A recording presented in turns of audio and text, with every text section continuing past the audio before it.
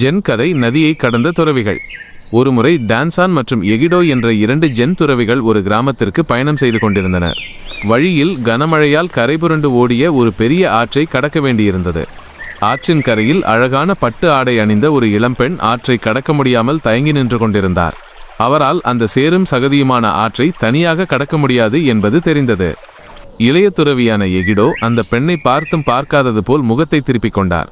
Gen துறவிகள் பெண்களை தொடவோ அல்லது நெருக்கமாக பழகவோ கூடாது என்பது அவர்களின் விதி.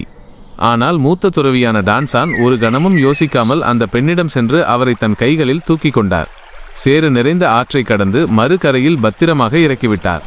அந்த பெண் அவருக்கு நன்றி சொல்லிவிட்டு தன் வழியே சென்றார். 2 துறவிகளும் தங்கள் பயணத்தை தொடர்ந்தனர். பல மணி நேரம் கழிந்தது. இளைய துறவி எகிடோ மிகவும் அமைதியிழந்து கோபமாக காணப்பட்டார். இறுதியாக அவரால் பொறுக்க முடியவில்லை.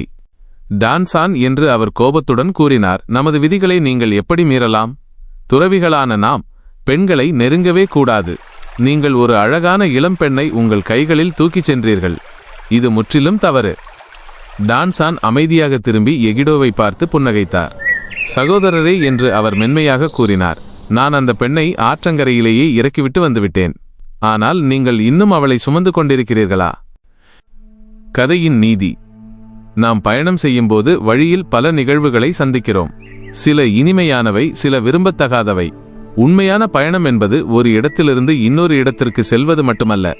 கடந்த கால நிகழ்வுகளையோ அல்லது தேவையற்ற கவலைகளையோ மனதில் சுமையாக சுமந்து செல்லாமல் ஒவ்வொரு கணத்தையும் அனுபவித்து முடிந்த நிகழ்வுகளை அங்கேயே விட்டுவிட்டு லேசான மனதுடன் பயணத்தை தொடர்வதே ஆகும்.